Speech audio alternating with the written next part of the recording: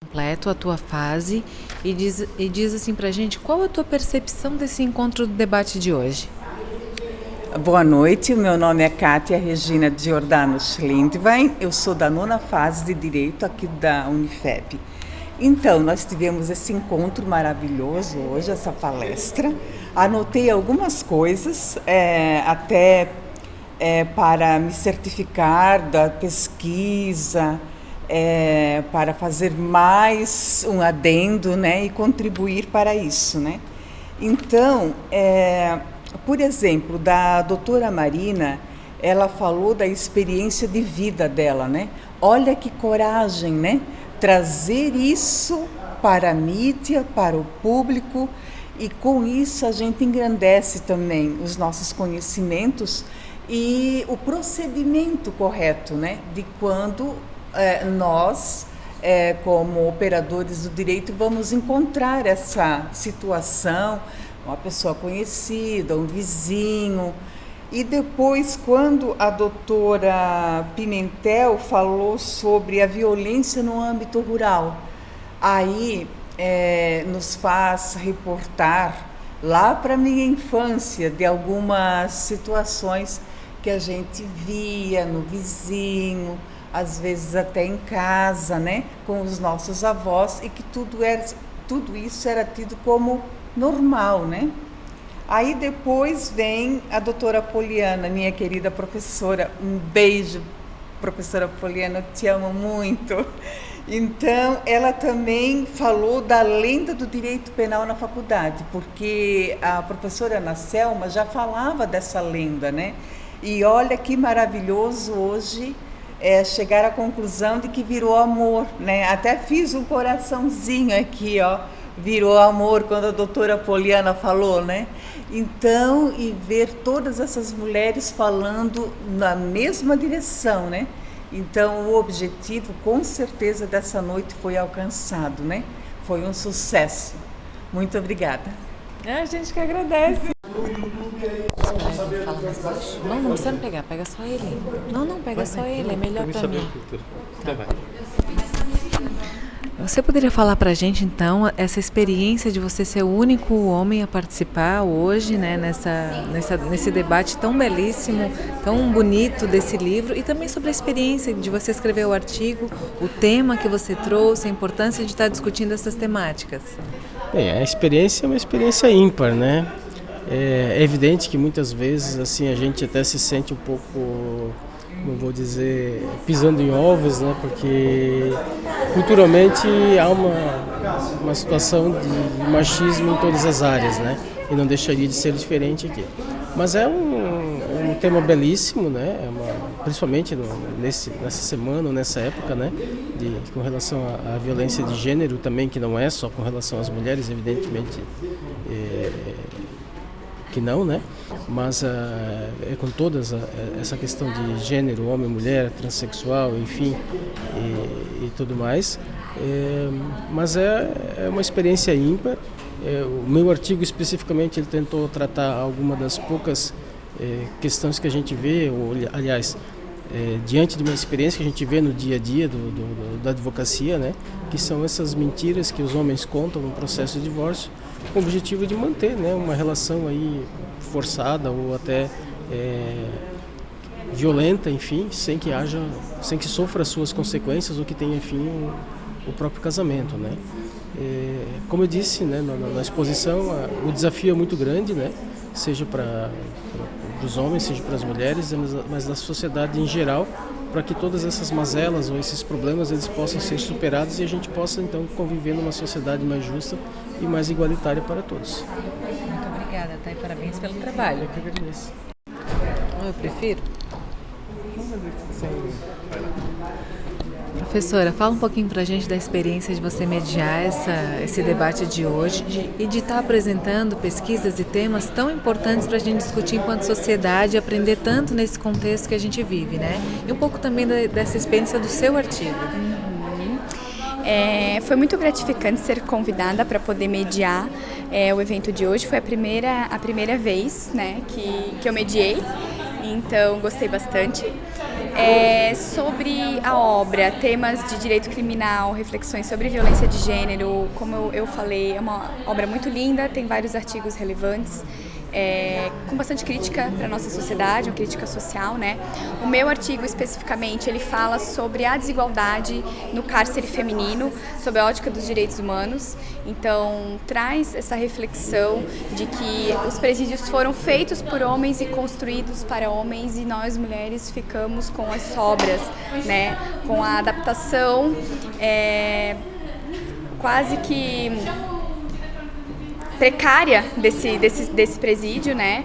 Quase que como se fosse uma sobra, e muito interessante assim essa crítica social que a gente traz no livro. Eu deixo aqui para vocês uma dica para adquirir, né, a obra, para poder ler todos os artigos, todos os capítulos, todos eles estão bem interessantes.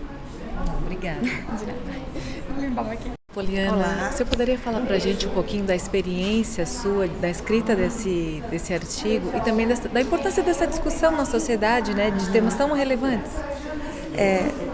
Foi uma experiência bem gratificante, porque foi realizado com uma acadêmica, foi fruto do TCC dela, e eu pude fazer algumas contribuições. Foi realizado bem na época do Covid, trazendo essa questão da violência doméstica na época referente a esse período de pandemia, mas traz reflexões que também refletem outros momentos nossos, além do período da pandemia. E sobre essas diferentes temáticas que vocês trouxeram, né, nesse livro, qual a importância de se construir coletivamente obras com esses temas para a gente discutir na sociedade e na academia também, né? Não sabemos o quanto essa obra vai chegar na população, em pessoas que não são da área jurídica, porque acaba tendo mais interesse dentro da área jurídica. Mas apenas o fato de chegar às pessoas da área jurídica já é extremamente excelente, porque isso complementa o nosso conhecimento. Hoje, por exemplo, as falas parece que foi ensaiado. Uma complementava, uma se encaixava na outra. Assim como, ao ler o livro, se observa essa conexão. É como se fosse combinado. E, na verdade, não foi combinado. Então, é importante para os profissionais da área jurídica se aprofundarem, se especializarem e discutirem e trazerem um olhar ainda mais acentuado para essa temática tão importante que é a violência doméstica e familiar contra a mulher. Muito obrigada, tá? Obrigada. Parabéns pelo trabalho. A gente está num morrinho. Vem aqui, olhar para ele, tá? Fala um pouquinho pra gente, né, da construção do teu artigo e da importância de ter espaços como esse também para discutir essas diferentes temáticas que são vividas na sociedade hoje. Como eu falei na minha exposição, a construção do meu artigo, ela vem muito ligada às experiências pessoais que eu tive, né, com a violência. Então, esses questionamentos diante de um cenário de violência pessoal meu, me fizeram sair dessa zona de conforto mesmo e procurar respostas, né? E reconhecendo o meu papel, o exercício do meu papel na sociedade, eu acredito e continuo reforçando isso, eu consigo, de certa forma, criar estudos e criar debates, né? E, de certa forma, usar da minha pesquisa para, não, como eu falei, não de forma utópica mudar o mundo, né? Mas que as pessoas tenham conhecimento, tenham acesso a essa linguagem, uma linguagem fácil, né? Não muito técnica, mas que elas possam se identificar de alguma forma e saber, né? Ter conhecimento dos seus próprios direitos, né? Muito obrigada e parabéns pelo trabalho. Obrigada. Parabéns pelo... Pode olhar para ele, tá? Para a câmera. Tá, vamos lá. Fala um pouquinho pra gente da construção do teu artigo, né, dessa ideia que tu trouxe e também a importância de ter espaços de discussão como esse, tanto direcionado para advogados como para acadêmicos. Eu acho que o que mais me chamou a atenção, me fez decidir pelo artigo da esfera da área da mulher que mora no âmbito rural, foi justamente a questão da ausência de apoio que elas têm. elas não têm acesso a esse tipo de leis, e eu acho que precisa muito ainda que as informações cheguem ao meio rural para que elas também possam fazer essas denúncias. Como foi falado, muitas vezes o medo faz com que elas não denunciem. Eu acho que falta muita política pública para que as mulheres possam ser acolhidas e fazer esse tipo de denúncia. O medo de ficar sozinha, de não ter onde morar, o que vai fazer com os filhos, porque o meio rural, querendo ou não, ele é violento. Os homens são mais fortes, as mulheres se sentem mais acuadas e elas não têm para onde ou a quem recorrer nesses casos. Então, muitas vezes os números que são colocados pelas polícias ou os órgãos públicos não acrescentam esse número de violência doméstica do âmbito rural. Então, o número é bem maior, deve ser muito maior. Eu acho que falta um apoio das entidades e dos governos para que isso melhore. Muito obrigada e parabéns. Porque eu encostei em ti sem querer. Falar um pouquinho da tua experiência na construção desse artigo, o que tu traz de temática e qual a importância de ter espaços de debate como esse, tanto voltado para advogados como também para acadêmicos, né, para estendendo esse conhecimento, esse debate.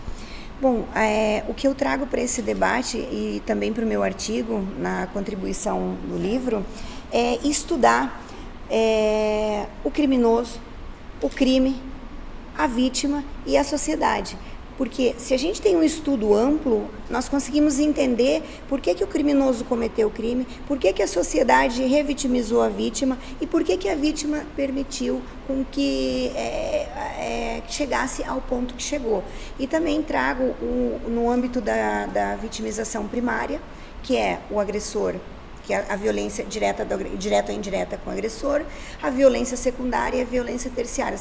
A terciária, ela é uma das violências que eu mais trago no meu tema e no meu dia a dia também, porque a vítima, ela, quando se encoraja para ir buscar ajuda, ela chega na delegacia e eles não estão preparados, a própria polícia não está preparada psicologicamente para abraçar e acolher. É onde que tem a revitimização. Quase que uma criminalização da vítima.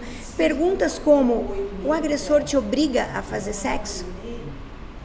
Te obriga a fazer sexo? A vítima já está tão constrangida. Isso é do questionário, um questionário amplo. Então essas perguntas deveriam ser contextualizadas de forma mais singelas, de forma mais menos agressiva.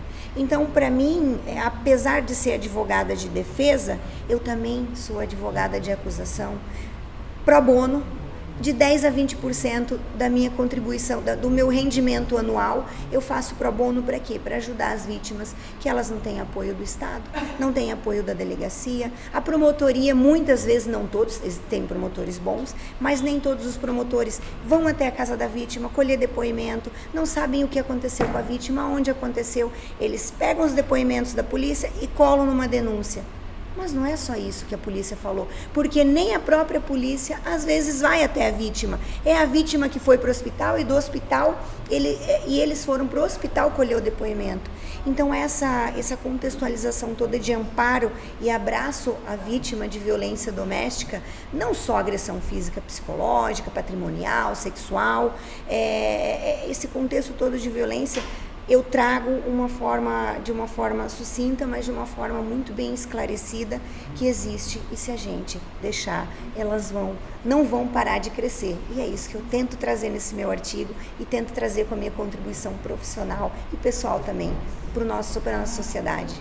Bom? Muito obrigada e parabéns pelo trabalho. Obrigada. Pela coragem.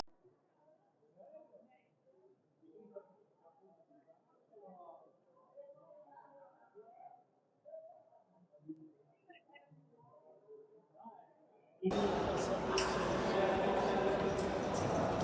foi preso, processado lá também nessa novendrada, né? Aqui só surgiu por causa de ti, tá? Tem esse mapa aqui e não aparece Brusque. Então nós colocamos aqui, né? Por que os brusquenses presos não aparecem no mapa? Por que os brusquenses ficaram esquecidos? Mas nós vamos lembrar. E aí fizemos o documentário aí contigo, né? Toda essa Deixa eu falar em particular contigo. Olha, isso é a parte, né? isso que aconteceu, hoje, de certa forma, um pouco diferente, está acontecendo lá com os que estão presos, né? Tadinhas, aquelas mulheres, aqueles homens. Eu fico, aquela tua amiga ali, nossa, a favor do Lula de um jeito. Sim, ela lá. Aí ela não sabe que eu sou bolsonarista, né? Aí ela veio. Nem sabia. Tu visse ele lá em Balneário, aquele excomungado, aquele. Meu Deus, o cara deu a vida pra ela. Eu notei no trabalho dela muito durona com a gente, porque eu era professora, ela era coordenadora pedagógica. Aí eu pensei, eu senti também, eu tratei, claro, a gente é educado, né? Mas assim, não era muito amiga dela lá na escola.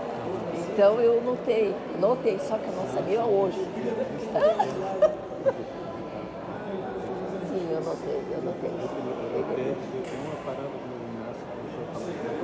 Ele deu uma parada, assim, porque o Inácio ia falar. Ele está revoltado com o que fizeram em 8 de janeiro, prender aquelas mulheres. Porque eu falei que isso é muito coisa. Sim. Agora eu sei que a estava tomando café e falei, eu acho que isso é muito. Sim? Estão perseguindo aqueles jornalistas, Sim? Vai ser assim. Daqui a pouco não vamos poder mais escrever um livro com a nossa opinião. Concordo. Mas assim, ó, o Inácio fala dele, vai ser Sim, não vão permitir mais. Porque vão comparar e não querem dar anistia também por esses pobres, coitados. E eu só não fui nesses quartéis de acampamento porque em Penha não tem quartel. Eu ia 1 ou 2 horas. Não, ele é boa gente, só que ele tá... agora, fazer uma imagenzinha aqui deles.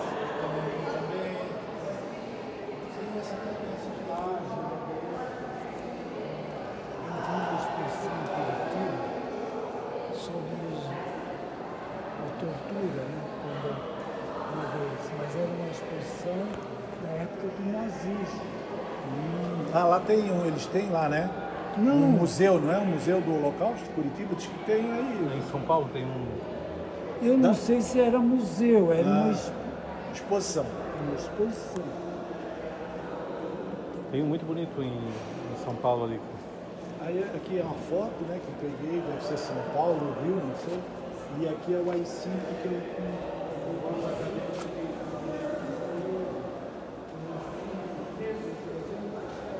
Aqui as músicas que foram censuradas, né? André, Nascimento, Taiguara, todo esse pessoal que foi censurado. Aí colocamos a letra, o Sérgio é que fez esse trabalho todo, né? Com a foto, a letra e o QR Code, se o acadêmico quiser vir aqui. E essa exposição está online? Pois é, isso aí nós temos que colocar.